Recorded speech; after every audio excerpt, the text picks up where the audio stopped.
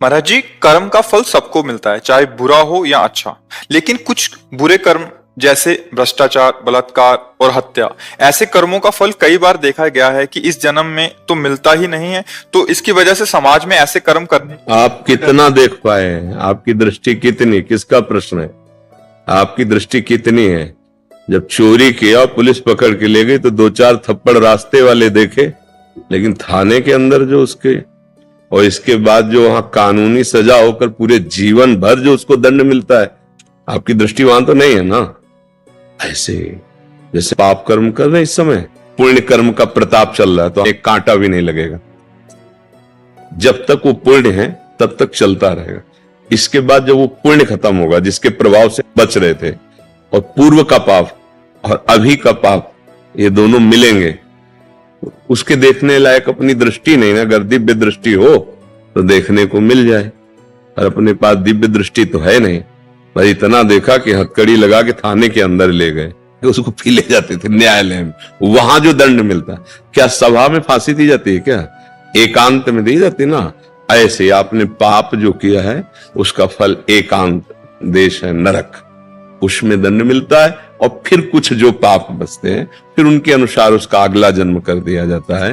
तो ये तो ज्ञानी जन देख पाते हैं, जिनकी दिव्य दृष्टि है।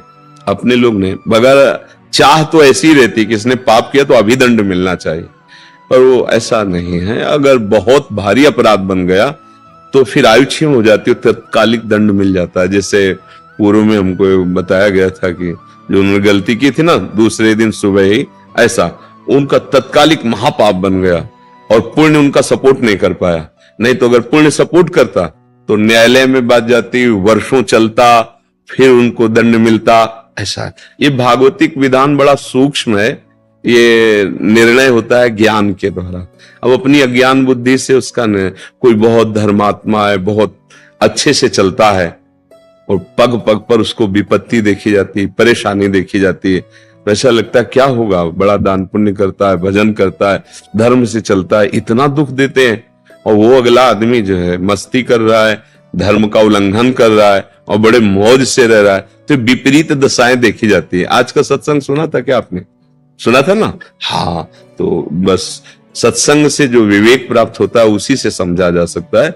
धृतराष्ट्र जी ने यही प्रश्न किया था कि जो धर्म आचरण नहीं करते हैं और पाप करते हैं, और एक होते हैं धर्म भी करते हैं और पापी भी करते हैं, तो क्या उसका पुण्य वाला कार्य उसके पाप को नष्ट कर देता है क्या? उनका नहीं, वो अलग विभाग है। वो अलग एक है जो नष्ट कर सकता है, भगवान का आश्रय और भगवान का भजन। तो बड़ा सूक्ष्म है। बका चाहत तो यही होती है कि अभी अपराध करे, अभी दंड मिले तो सब कोई देखे तो भयभीत हो जाए। पर ऐसा यहां का भी कानून नहीं है। तो फिर सरकारी जो भी है तो भगवान के ही सब, जितने भी अस्त्र शस्त्र विधान बने ये सब शास्त्र सम्मत ही बने हुए हैं। क्योंकि जो भी महापुरुषों ने बनाया है ना, वो शास्त्र सम्मत ही बनाएंगे। चाहे वो धनुर्वेद हो, मतलब अस्त्र विद्या हो, चाहे वो आयुर्वेद हो अथवा डॉक्टरी हो, या जो भी विधान है वो सब वेद हैं, शास्त्र हैं, उन्हीं को लेकर रूपांतरित करके बनाया गया है। तो अपने लोगों को नहीं देखने को मिलता। जो आदमी इतना गंदी तरह से किसी की हत्या करे उसको दंड तो मिलता है, बड़ा भयानक दंड मिलता है। अब बोलो जिसको ये पता चल गया कि 10 दिन बाद तेरी फांसी है और 10 बजे होगी, अब वो प्रतिपल मरेगा, कितना भयानक कष्ट उसको है। इसलिए तो शारीरिक दंड मिला, इसके बाद उसको नारकी दंड मिलेगा। जैसे थाने में पिटाई हुई तो पूरा हिसाब थोड़ी हो गया, अभी तो न्यायालय से दंड विभाग उसे दंड निश्चित करेगा और फिर जेल में मिलेगा। तो इसलिए बहुत डरना चाहिए कि हमसे पाप कर्म ना हो। पर वो माया इतनी विचित्र है कि हो ही जाते हैं। अगर नाम जप करता रहे तो जो पाप हो गए हैं वो भी नष्ट हो जाएंगे, और बुद्धि इतनी शुद्ध हो जाएगी कि आपकी रुचि नहीं रह जाएगी। जैसे देखो कई लोग हैं पीछे शराब पीते रहे, अब वो सत्संग सुने तो कहते हैं हमारी रुचि नहीं है, हमें मतलब, तो कई बार हम नहीं छोड़ पाते, जानबूझ के नहीं छोड़ पाते, जानते गलत है। तो उसका कारण होता है हमारे अंदर बल की कमी हो गई है। जो अध्यात्म बल है जिसके द्वारा हम इंद्रियों को रोक सकते हैं, वो विषय सेवन से नष्ट हो गया है। अब हमको अध्यात्म बल पाना है, तो नाम जप से, साधु सेवा, अन्य जीवों की सेवा, माता पिता की सेवा, अच्छे आचरण, इनसे आप में तेज आ जाएगा, अध्यात्म बल आ जाए। शरीर भले रुग्ण हो, मतलब शरीर रोग से लेकिन अंदर से कोई दुखानुभूति नहीं होगी, एक आनंद बना रहेगा। और ये शरीर तो जाएगा, चाहे स्वस्थ हो चाहे बीमार हो। अब जहां जाएगा तो बहुत बढ़िया कमाई की है, इसलिए बहुत आनंद रहेगा। और ऐसी कमाई की जो बहुत बुरी है तो फिर बहुत दुख मिलेगा। अब अपने तो देख लिए कि सजा हो गई, और उसको क्या बीतती है, परिवार से बिलग, स्वतंत्रता रहित, जो मिले वही खाना, और वहां भी ऐसे ही लोगों का संग जो अधर्माचरण करके गए। अब कितना जीवन नरक में, अपने प्रिय से आप बैठ करके बात नहीं कर सकते, पर्दा लगा है जाली का, लोहे के, इधर से आप बात करो, इधर से आप बात। क्या जीवन, सोचो। यहां दंड मिलता है ना, ये नहीं कि यहां मिला, ऐसे ही अगर महत अपराध बन गया है तो अभी इसका और दंड मिलेगा नरक योनि में जाके। तभी तो महापुरुष जन कहते हैं डरते रहो, कोई अपराध न बने, कोई गलती न बने, मनुष्य जीवन मिला है।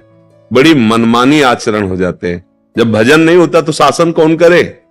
भजन है तो बुद्धि डरती है, एक एक बात में डर, नहीं ऐसी गलती हो गई तो हमारा भजन छूट जाएगा, हमारी गति बिगड़ जाएगी, हमारे सुख नष्ट हो जाएंगे। इसलिए धैर्य पूर्वक नाम जप करते हुए होश से चले।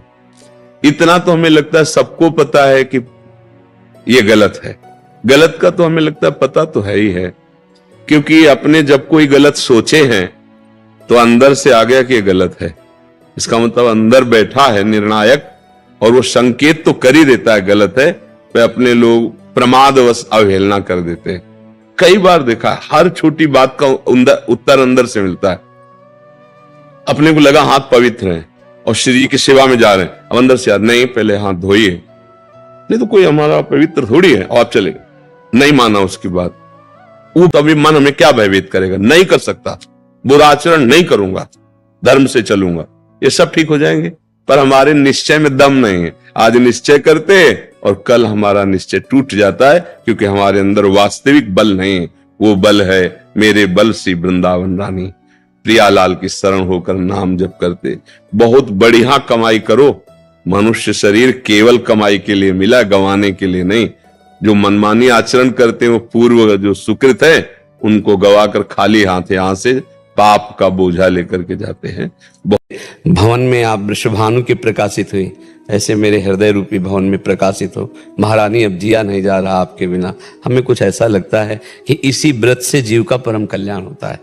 शारीरिक, मानसिक और स्वाभाविक हमारी एक एक प्रवृत्ति श्यामा श्याम में चली जाए, यही सब शास्त्र का स्वाध्याय, सब साधना, सब व्रतों का फल है। क्या इसमें राय? रहते हैं जैसे घर वाले को पूछ रहे थे जी, तो इसलिए हाँ, इसमें खास बात यह है कि प्रातःकालीन बेला में तो कुछ ना लेना चाहिए, क्योंकि महारानी जी प्रकट होती हैं, और प्रकट होने के बाद महारानी जी का अभिषेक होने के बाद उनका चरणामृत लेने के बाद फिर कोई और नियम धारण करने की जरूरत नहीं। जो प्यारी जी का भोग लगे चक्क पाओ। जैसे श्री कृष्ण जी का प्रादुर्भाव हो गया तो हम उत्सव मनाते ना, 12 बजे के बाद फिर पंजीरी है, चरणामृत है, सब। तो हमारी प्यारी जी का प्रादुर्भाव प्रातःकालीन बेला पर हुआ।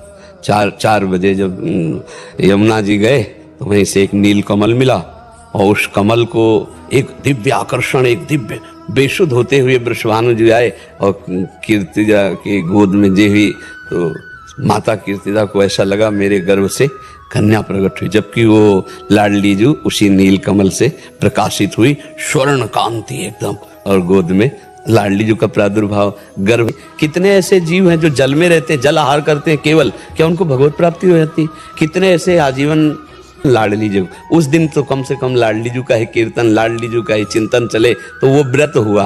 अब जैसे नाना प्रकार की फलाहार की सामग्री बनाकर और उसको पाना, उसे व्रत नहीं कहते। जैसे एकादशी व्रत है ना, उसमें 24 घंटे ऐसे